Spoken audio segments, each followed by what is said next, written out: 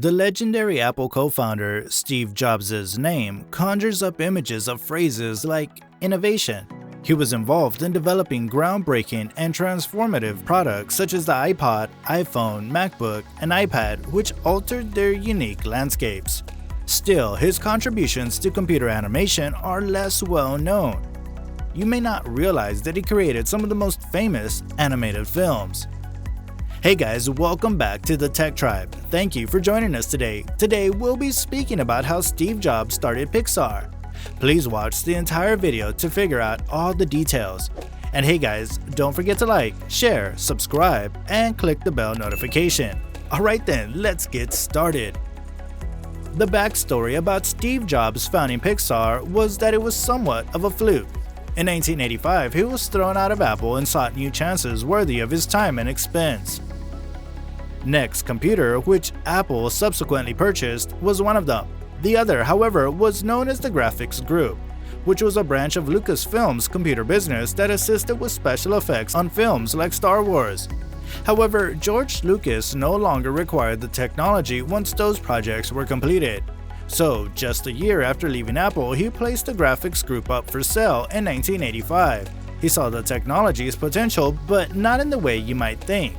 Jobs didn't think the Graphics Group would ever make their independent films. There were only 40 people after all. He merely expects them to keep doing what they've been doing. They were creating systems to enhance computer-generated graphics that other companies could buy. So, for $10 million, Jobs purchased the Graphics Group and spun out the division into a full-fledged firm called Pixar. They've been working on the Pixar Image Computer, a remarkable computer designed solely for generating high-resolution 3D images. At the time, animation studios such as Disney were uninterested in technology because many artists were concerned that the computer would replace them. As a result, the laptop was promoted instead for diagnostic imaging, geophysical, and meteorology. However, sales were few and far between due to its $135,000 price tag. Through several further incarnations of the computer, the price was eventually reduced to $30,000, but despite years of promotion, only about 300 Pixar image computers were ever sold. Jobs was put in a terrible situation. He was involved in two enterprises, Next and Pixar, which incurs him tens of millions of dollars to run with no profitability in prospect.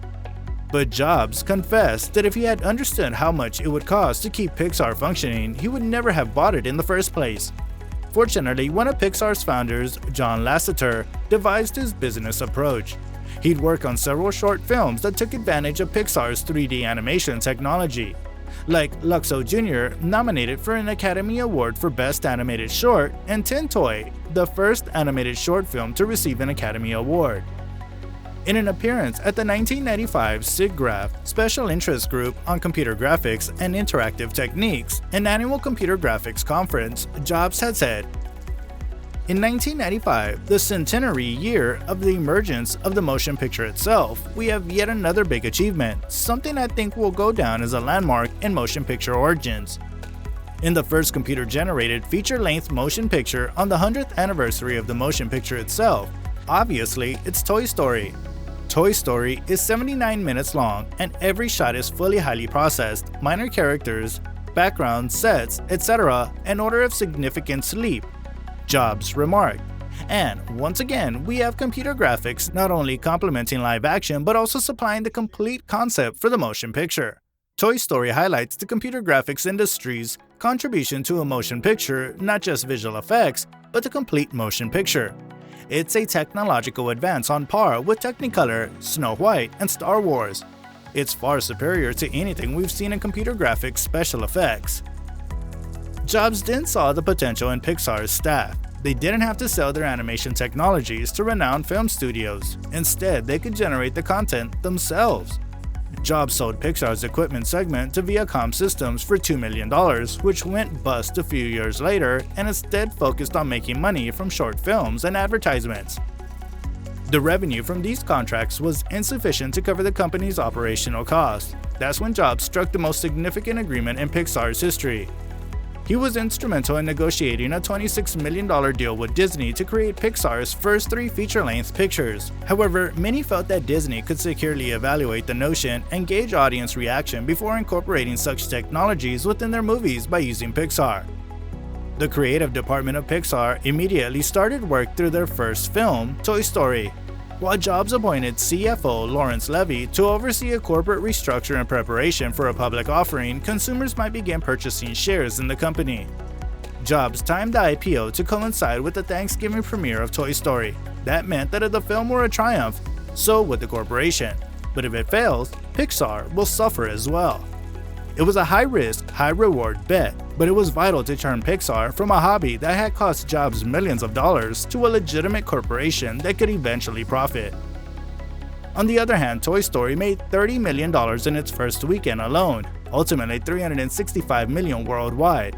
That meant Pixar's IPO would be a success as well because the stock was in strong demand.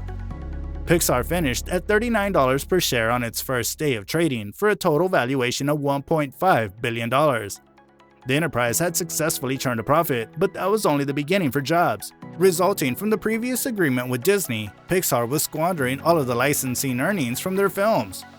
As a result, Jobs amended a new 5-movie agreement in which the cost and earnings were split evenly between the two firms, enabling Pixar to collect even more income from their hit movies.